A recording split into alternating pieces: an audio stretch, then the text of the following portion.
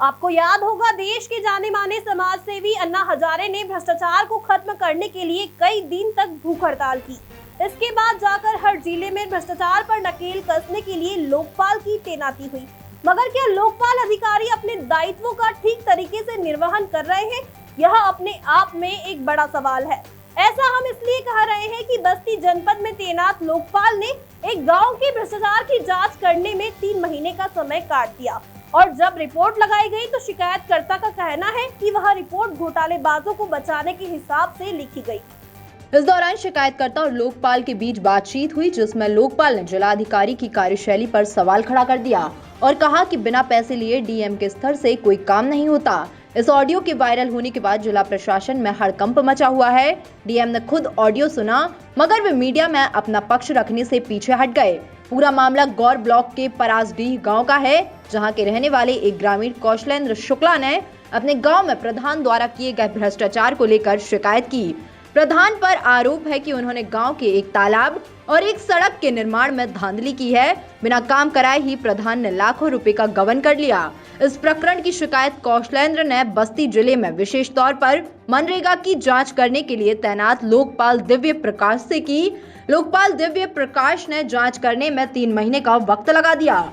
इस दौरान लोकपाल दिव्य प्रकाश ने शिकायतकर्ता कौशलेंद्र से बात करते हुए कहा कि मनरेगा में कोई ईमानदार नहीं है, यहाँ तक कि डीएम भी बिना पैसे लिए कोई काम नहीं करता है और उन्होंने 2 डीएम को भी देख लिया है। लोकपाल के इस ऑडियो के बाद डीएम ने सुनकर उन्हें तलब किया और स्पष्टीकरण मांगा है। अब सवाल ये उठता है कि लोकपाल जैसे महत्वपूर्ण पद पर बैठे अधिकारी खुद निष्पक्ष नहीं है और वे डीएम को भी भ्रष्ट साबित करने में लगे हुए हैं। शिकायतकर्ता कौशलेंद्र का कहना है कि उन्होंने घोटाले की शिकायत लोकपाल से की, मगर जांच करने में लोकपाल ने लापरवाही करते हुए गलत प्रभाव में आकर गलत रिपोर्ट लगा दी और डीएम को ही भ्रष्ट बताने लगे। इस मामले का संज्ञान लेकर उच्च अधिकारी से वे मांग करते हैं कि कड़ी कार्रवाई की जाए, ताकि ऐसे भ्रष्ट अफसरों को महत्वपूर्ण पद पर बैठाना उचित नहीं है। हाँ, मैंने उनको एक एप्लीकेशन दिया था। हमारे गांव में तालाब की खुदाई में भ्रष्टाचार हुआ था। 7,81,000 रुपए निकाल लिए गए थे, जबकि उसमें कोई भी काम नहीं हुआ। तो मैंने इनको 27 जुलाई को एक एप्लीकेशन दिया था इस संदर्भ में।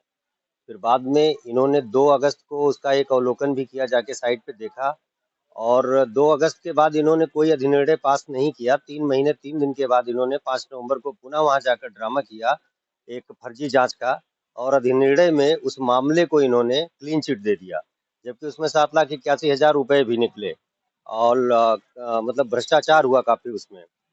और जब हमने इस बारे में इनसे बात किया तो इन्होंने मुझसे कहा कि मेरे ऊपर बहुत ज़्यादा दबाव था, सारे प्रशासनिक अधिकारियों का दबाव होता है, नीचे पैसे लेकर और ऊपर देने पड़ते हैं और इस मामले में जिलाधिकारी से लेकर हर आला अधिकारी जो है शामिल है, कई सारे निर्वाचित प्रतिनिधि हैं वो भी दबाव डालते हैं। तो मैंने इनसे ये भी कहा कि अगर इस तरह के दबाव में आप काम कर रहे हैं तो इससे अच्छा तो ये होना चाहिए कि आप काम ही ना करें, छोड़ दें इस काम को, क्योंकि जनता आपके पास आती है न्याय के लिए और आप पैसे लेके इस तरीके से करते हैं तो ये अच्छा नहीं है। हाँ, उन्होंने ये भी कहा, मैंने उनसे पूछा भी कि डीएम महोदया भी क्या पैसे लेती हैं क्या? मतलब काम मैंने एप्लीकेशन तो आपको दिया है, जबकि डीएम महोदया से उसका कोई मतलब ही नहीं है। तो इन्होंने साफ मुझसे कहा कि उसमें डीएम महोदया जैसा चाहेंगी वैसा ही होगा। अगर हम कोई निर्णय पास भी कर देंगे तो डीएम महोदया ही उसको दबा देंगी और पैसे वो भी लेती हैं। तो हमने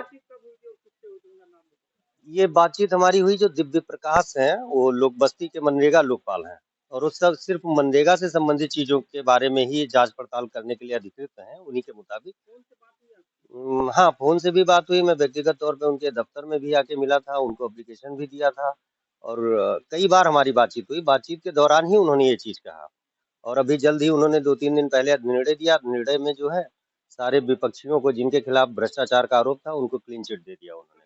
हाँ, मुझे लगता है क्योंकि वो उन्होंने साफ कहा कि सरकार जो है मैंने बोला कि क्या सारे के सारे लोग जो है करप्ट ही हैं? तो बोले हाँ, सरकार तो बस पैसे वसूलने के लिए ही सबको रखती है। ये मेरे पास इसका ऑडियो भी है, मैं आपको दूंगा और उसमें इन्होंने साफ कहा कि जिलाधिकारी से लेके और सारे के सारे जितना भी प्रशासनिक अमला है सब पैसे लेते हैं, ऊपर पहुंचाते हैं। नहीं, इधर हमको लगता है 2 महीने से तो हमारी कोई फोन पे वार्ता उनसे नहीं हुई इस संदर्भ में। हाँ, एक बार मैं उनके आग्रह पर उनके गांव में तालाब देखने गया था और इंटरलॉकिंग कार्य जो क्रियाशील था, चल रहा था उस समय। तो उसी समय उनका फोन आया था, तो बातचीत हुई थी हमारी। ये सिर्फ और सिर्फ शिकायतकर्ता की मंशा के हिसाब से अधिनिर्णय न आने के कारण किया गया होगा। अब वो नहीं, उनसे एक दो बार टेलीफोन पे हमारी बातचीत हुई है। कारण है कि मेरी जो रिश्तेदारी है उसी गांव में है और उनके वो पटीदार हैं।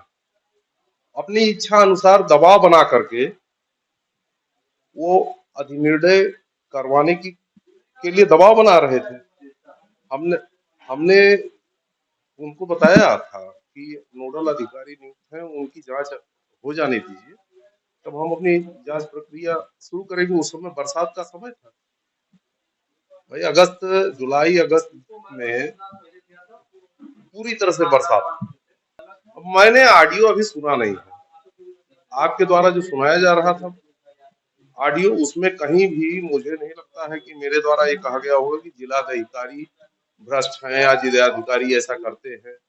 ये लोकपाल को लेकर जो शिकायत हुई है, देखिए, इसमें ग्राम पंचायत पलाश डी विकासखंड गौर में श्री कौशलेंद्र शुक्ला के जो लोग शिकायत करता थे, इनके द्वारा शिकायत की गई थी। उन्होंने लोकपाल को किया था, उनके द्वारा जांच की गई है और इसमें तथ्य निकल के आ रहा है कि जांच में कोई दोष नहीं पाया गया। अगर इसे जांच शिकायतकर्ता संतुष्ट नहीं है तो निश्चित तौर पर अब एक उचित प्लेटफॉर्म पर पुनः शिकायत कर सकता है और उसमें नियमानुसार जांच कर कार्रवाई की जाएगी। ये इस तरह का अगर कोई ऑडियो है निश्चित तौर पर वो गलत है और बिना वो तथ्यहीन और बिना किसी आधार का इस तरह की चीज़ें हैं और यह किसी को भी करने का अधिकारता नहीं है।